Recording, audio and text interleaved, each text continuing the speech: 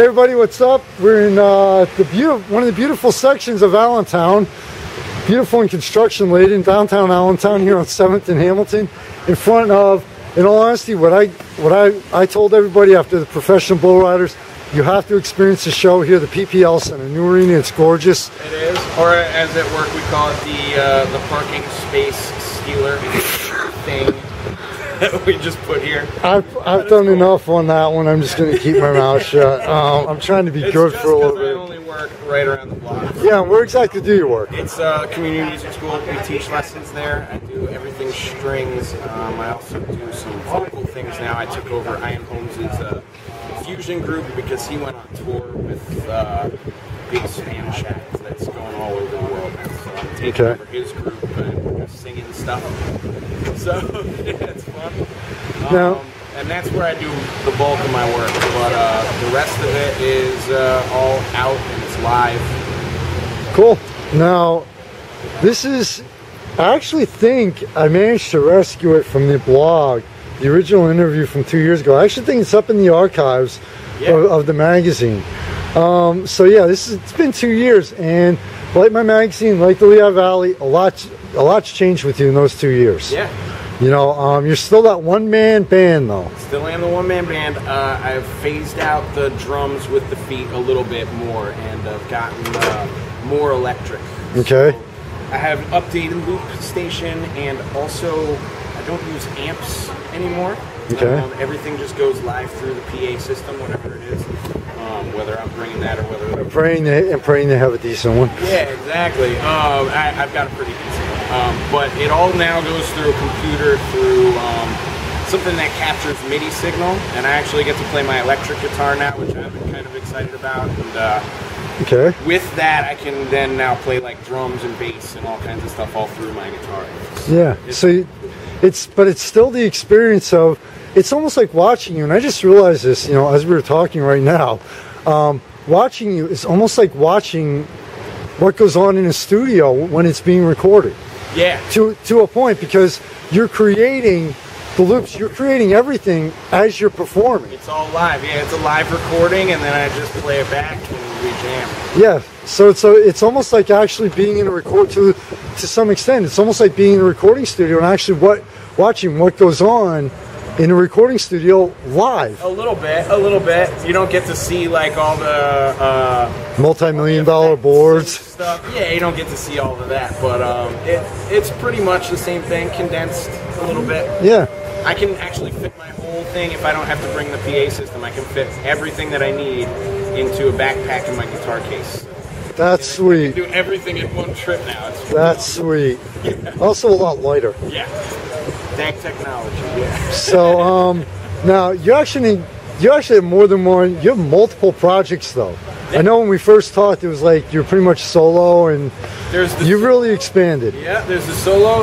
There's now a duo, which I get to use all of my same stuff that I do for my solo show, but now we've added a synth player to that. So he plays keyboard, and he he's got a guitar. Have you ever seen the Cherry Bombs? The cover band? I haven't checked them out. You have to see them. The first time I caught the Cherry Bombs this year, they had their keyboardist literally has a guitar. Yeah. So it's like, you know, just so he can go nuts on stage. So yes, and I heard they're making a comeback now. Cool. For those of you who don't know what a guitar is, we jam with the guitar. We've also got an electric theremin that we jam with. We actually just were toying around one day, and we were like, hey, what if we just put this right in between us, and then when I feel like it, I'll just reach over and play it, and when you feel like it, you reach over and play it, and then we can just kind of mess with it. So like, we just got all of this, we just kind of nerded out. We got all this synth stuff, and we just kind of set it up, and we go. And that project's called Sonic Boom. Okay. So we're currently recording, we're not really officially doing like studio time. We're doing maybe a song a week. We're just going to record it as we go. Okay. Other two are kind of like tribute groups. The one that's getting really, really good now is called Funk Force 5. Okay. You know, we all love Pulp Fiction and we all love funk. But we do a lot of tribute music in that group, so it's a lot of James Brown, P-Funk, classic funk stuff. Okay.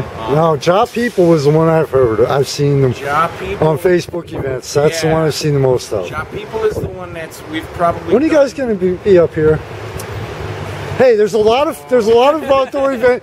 Come on, let's Lehigh Valley. Next summer, come on. There's a lot of outdoor. Well, I brought Sonic Boom here. Here's the deal with Job People and with Funk Force 5. Those guys deserve $100 a man every gig you play. Okay. That's the deal. So until I get that offer from someplace, we're not doing it here. Yeah, that makes sense. So we play in Philly. We play in various burbs around there. We have a regular gig in Ambler that we do with Funk Force. We've got a regular gig in Churchville that we do with both of those groups. Okay. So yeah, it's kind of all over the map. We just go where people want us. You know, where we're appreciated, and I think, you know, it's worth. I mean, hey, Lehigh Valley, if you want a good Bob Marley tribute band, I don't think $700 is that much to ask. You know, to get a good 7-piece band. We got Rick Tate from the Roots comes out with us and plays sax. I mean, it's just a great band. So, you know, hey, Lehigh Valley, Job People. Lehigh Valley actually only has one. We need the money. We actually have only one. There's actually only one real reggae band in the whole area. Yeah, it's I love them. I just can never. Yeah. Trouble City All Stars. Yeah, TCA, and they're fantastic. I would love to see you guys. Like, honestly, from what I've heard about your band, better than us a little bit, but you know, we do the all Bob Marley thing. I would love to see you guys play with them. I would love that as well, man. That would just be a fun night. Yeah. Just get a reggae night going, and I can picture out like outside, like we were talking about over in Easton, you know, in the circle, or even over in Bethlehem or something. Over at the one in Match, they've done the outdoor shows. Yeah. It'd be great to do like Job People opener set, and then Trouble City All Stars closing. Yeah. Or I know that they play at Fun House or any place, you know, or Arts Quest would be great, you know, any of the places would be fantastic. Yeah, like the outdoor stage I went during the summer. Yeah. You know, the one bank, I think it's PNC Bank or somebody, totally off base. Now, Funk Force too has members of Job People. Okay. So if there's some groups and we're just a 5-piece, so you know, if we can make the 500 instead of the 700.